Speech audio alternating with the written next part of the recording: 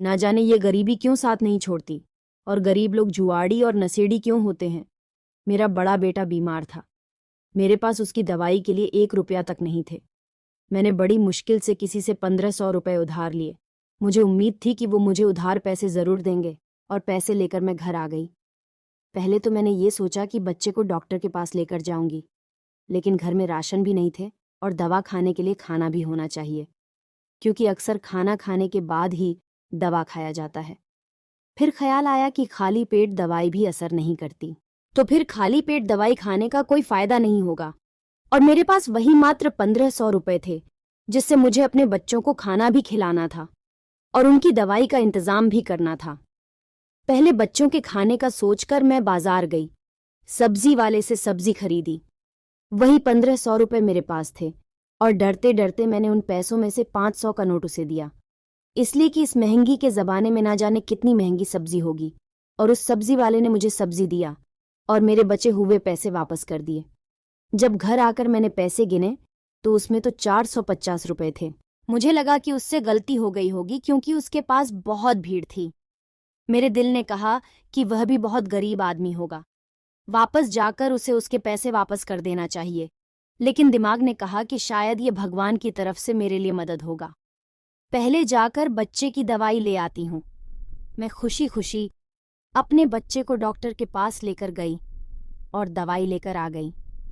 बच्चों को खाना खिलाकर सुलाने के बाद जब मैं खाली हुई तो मैं उस सब्जी वाले के बारे में सोचने लगी कि ना जाने बाद में उसे अपनी गलती का एहसास हुआ होगा तो वो कितना पछताया होगा। मेरे पास कुछ पैसे बच गए थे।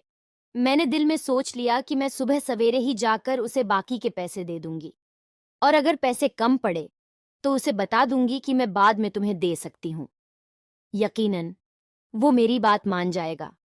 लेकिन मुझे क्या मालूम था कि उस सब्जी वाले की गलती नहीं थी, बल्कि शायद मेरी नासमझी थी। मैं एक गरीब घर से थी। मेरे बाबूजी शराबी थे और मेरी माँ लोगों के घरों में काम करती और काम करके हम लोगों का पेट पालती।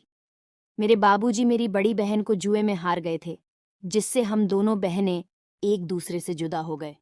मैंने बड़ी कोशिश की कि मैं अपने बाबूजी की बुरी नज़र से बच सकूं, लेकिन होनी को कौन टाल सकता है।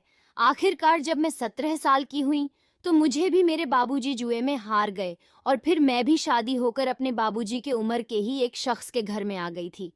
मैं अपनी माँ की तरह लोगों के घरों में काम करती थी और अपनी कमाई अपने जुआरी पति के हाथों से बचाने के लिए तरह तरह की कोशिश करती थी।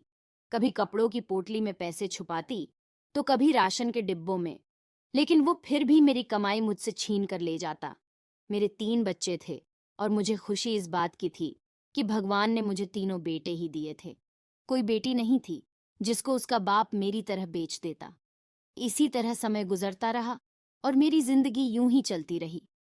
कभी हफ्तों बाद मेरे पति को मेरे घर की याद आती तो वो घर आ जाता था, और जो भी कीमती सामान उसे नजर आता है उसे उठाकर वो बेच देता। अगर उसे कुछ भी नहीं मिलता तो वो मेरे साथ मारपीट करने लगता, और अगर मेरे बच्चे मुझे बचाने की कोशिश करते तो वो बच्चों को भी मारने लगता। मुझे बस इस बात का सुकून था कि घर मेरा अपना था और वो ये घर बेच नहीं सकता था, क्योंकि मेरा ससुर जी ने मेरी शादी के बाद ही अपने बेटे की हरकतों को देखते हुए ये घर मेरे नाम कर दिया था। उन्होंने अपने जीते जी ये काम बहुत अच्छा किया। कम से कम मेरे बच्चों के सर पे छत तो है जो उनका बाप छीन नहीं सकता। मेरे आसपास के घरों में जो औरतें थीं वो भी मेरे ही जैसी थीं, मेहनत करती और अपने बच्चों का पेट पालती थीं। आज बड़े बेटे की बीमारी की वजह से मैंने एक ईमानदार इंसान का हक छीन लिया था, और ये चीज मुझे चैन नहीं लेने दे रही थी। कुछ दिन बाद जब बेटे की तबीयत कुछ बेहतर हुई और मुझे तनख्वाह मिल गई तो मैंने सोचा कि मुझे वो सब्जी वाले का उधार पैसे चुकाना है।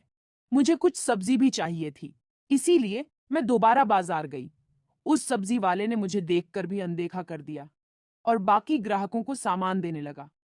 मुझे उसके रवैये पर बहुत हैरत हुई कि शायद वो इसीलिए मुझे देखकर अनदेखा कर रहा है कि सबसे निपट के वो मुझसे बात करेगा।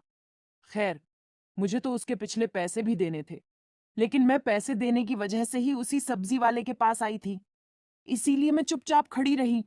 सबसे निबटकर वह मेरी तरफ देखकर बोला कि क्या चाहिए। मैंने उसे बताया कि आपने पिछली बार मुझे ज्यादा पैसे वापस कर दिए थे, लेकिन उसने मेरी बात को अनसुना कर दिया और पूछने लगा, कि अभी क्या चाहिए। मैंने काफ़ी सब्जियां उसे बता दी और वो तौलने लगा। फिर सब्जियां तौलने के बाद मैंने उससे पूछा कि कितने पैसे हुए, तो मेरे चेहरे की तरफ देखने लग गया। और जो उसने मुझसे कहा उसे सुनकर मुझे झटका सा लगा कि उसने मुझसे सिर्फ 50 रुपए मांगे थे। मुझे लगा कि उससे गलती हुई है, इसीलिए मैंने 500 का नोट निकालकर उसे दिया। लेकिन उसने 50 रुपए ही काट कर बाकी के 450 रुपए वापस दे दिए। और जब मैंने उससे कहा कि सब्जी तो बहुत महंगी है, तो उसने मेरी बात काटकर दूसरे ग्राहक की तरफ लग गया। मैं हैरान होकर घर वापस आ गई और फिर ये रोज का हो गया। मैं जब भी उस सब्जी वाले की दुकान पर जाती, मैं जितने रुपए की भी सब्जी लेती, वो मुझसे केवल 50 रुपए ही लेता था। कभी कभार तो सब्जी 200-300 से ज्यादा की भी होती थी, लेकिन वह मुझसे 50 रुपए से ज्यादा नहीं लेता था। और हमेशा इंतजार करता कि सारे ग्राहक हट जाए, या पहले वो मुझे सब्जी दे देता कि मुझे सब्जी देने के बाद सबको सब्जी देगा, ताकि किसी को मालूम ना हो सके कि इतनी सारी सब्जी वो मुझे केवल 50 रुपए में दे रहा है। शुरू शुरू में तो मुझे यह बात बहुत अजीब लगती थी। जब सब्जी के पैसों की बचत से मेरे घर की बहुत सी ज़रूरतें पूरी होना शुरू हो गईं, तो मैंने भी हमेशा सब्जी लेने के लिए उसी की दुकान पर जाना शुरू कर दिया। कम से कम 3 महीने हो चुके थे।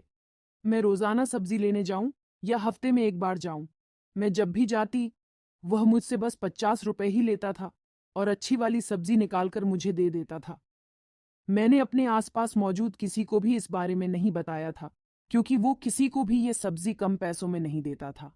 और मैं कोशिश करती कि बार बार उसके पास न जाऊं, लेकिन उसके सब्जी के बचे हुए पैसों से मैंने अपनी बहुत सी ज़रूरत पूरी करना शुरू कर दी थी। और मैंने अपने एक बेटे को सरकारी स्कूल में भी पढ़ने के लिए डाल दिया था। इसीलिए मुझे इससे ही सब्जी लेनी पड़ती, क्योंकि किसी और दुकान से लेने में मुझे पूरे पैसे देने पड़ते, जो कि मैं नहीं दे सकती थी। मैं हमेशा यह सोचकर जाती कि मैं जरूर पूछूंगी कि 50 रुपए का क्या मामला है और वो मुझे ये सब्जी इतने कम पैसों में क्यों देता है। लेकिन उसके लिए जरूरी था कि उसकी दुकान पर कोई ग्राहक ना हो। लेकिन जब भी मैं जाती, उसके दुकान पर ग्राहक होते ही थे। कभी मेरे सब्जी खरीदने के दौरान आ जाते, तो कभी पहले से ही मौजूद होते थे। मुझे इससे बात करने का मौका नहीं मिलता था। इस सारे मामले में उसका कोई गलत मकसद होता तो मैं एक औरत थी, मुझे अंदाजा हो जाता उसके गलत नीयत का। लेकिन उसका ऐसा कोई मकसद नहीं था, क्योंकि वो मुझे नजर उठाकर भी नहीं देखता था, बल्कि वो किसी औरत को नजर भरकर भी नहीं देखता था। और ये बात उसकी शराफत की दलील थी। सवाल ये था कि अगर वो मेरी गरीबी की वजह से तरस खाकर मेरी मदद करना चाहता है, तो ऐसे तो बहुत लोग थे जिनको मदद की जरूरत थी, कि लोग तो ऐसे भी थे जो 2-4 दिन तक भूखे रहते थे। तो वह उन लोगों की मदद क्यों नहीं करता, मेरी मदद क्यों करता है? यह बात मुझे सोचने पर मजबूर करती थी, और मेरे हर सवाल का सिर्फ सब्जी वाले के पास ही जवाब था। लेकिन मुझे उससे बात करने का मौका नहीं मिल रहा था। एक दिन तो और भी ज्यादा हैरान हो गई। जिस घर में मैं काम करती थी, वहां पर कोई बहुत बड़ी दावत थी। मालकिन ने मुझे कहा कि मैं बाजार से सब्जी ले आऊं और गोपाल की मदद करूं। मेरे कदम खुद ब खुद उस सब्जी वाले की दुकान की तरफ बढ़ने लगे। मैंने सोच लिया कि आज तो अच्छी खासी सब्जी चाहिए, जो कम से कम भी 2 से 3 हजार की होगी। मैं सोच रही थी कि आज सब्जी वाला क्या करेगा। जब मैंने सारी सब्जी तौल वाली, तो मुझे उसके चेहरे पर हैरत नजर आई। लेकिन फिर उसने खामोशी से सब्जी तौलना शुरू कर दी। और जब पैसों की बारी आई, तो मैंने उसके हाथ में 5,000 रुपए दे दिए, जो मुझे मालकिन ने दिए थे। लेकिन हमेशा की तरह जब उसने इन 5,000 रुपए में से भी 50 काट कर बाकी रकम मुझे वापस करने लगा, तो मैंने उससे कहा कि मैं ये सब्जी अपनी मालकिन के लिए लेकर जा रही हूँ। उसके हैरान चेहरे पर मुस्कुराहट आ गई और उसने सारी सब्जी के पैसे काट कर 2,000 रुपए मुझे वापस कर दिए। तो मुझे यकीन हो गया कि वो सिर्फ मुझे ही सब्जी कम पैसों में देता है, उसके दुकान पर। इसीलिए मैं उससे सवाल ना कर सकी। उस दिन तो मैं सारा दिन दावत में लगी रही, और उससे अगले 2 दिन तक मुझे टाइम नहीं मिल पाया कि मैं सब्जी वाले की दुकान तक जाऊं। कुछ दिनों के बाद जब मैं उसकी दुकान पर गई, दोस्त के साथ एक लड़का भी मौजूद था, और वो वहां पर काम कर रहा था। हमेशा की तरह उसने मुझे 50 रुपए में सब्जी दी, लेकिन उस लड़के की वजह से मैं कोई सवाल नहीं कर सकी। कुछ दिनों बाद मैं दोबारा दुकान पर गई, तो वही लड़का था। वो खुद दुकान पर मौजूद नहीं था। मैं कम पैसों में सब्जी लेने की आदी हो चुकी थी। मुझे हैरत हुई जब लड़के ने भी मुझे सारी सब्जियां 50 रुपए में ही दे दी। मैंने जब उस लड़के से सवाल किया कि उसने मुझसे 50 रुपए ही क्यों लिए, तो उसने बताया कि यह बात तो उसे खुद समझ नहीं आ रही कि उसके दुकान के मालिक ने उसे यह बात क्यों कही थी, क्योंकि वो तो सिर्फ मालिक का कहना पूरा कर रहा था। दुकान के मालिक ने उससे कहा था कि मैं जब भी यहाँ आऊं, किसी भी समय कोई भी चीज लूं तो 50 रुपए ही लेना। मैंने आज भी सब्जी ली, उसकी कीमत जितनी है, लेकिन उसने मुझसे 50 रुपए ही लिए। मैंने उससे पूछा कि तुम्हारा मालिक कब आएगा, तो इस पर उसने कोई जवाब नहीं दिया। आपको क्या लगता है, वो सब्जी वाला उस औरत से पूरे सब्जी का केवल 50 रुपए ही क्यों लेता था? उसके 50 रुपए लेने के पीछे का क्या मतलब था? क्या वह सब्जी वाला 50 रुपए का राज बताएगा? आगे उस राज को जानने के लिए वीडियो का अगला भाग जरूर देखें, और वीडियो अच्छा लगा हो तो वीडियो के लाइक वाले बटन को दबा दें और चैनल को सब्सक्राइब करें, और हाँ, घंटी वाले बटन को जरूर दबाएं ताकि अगला भाग मिले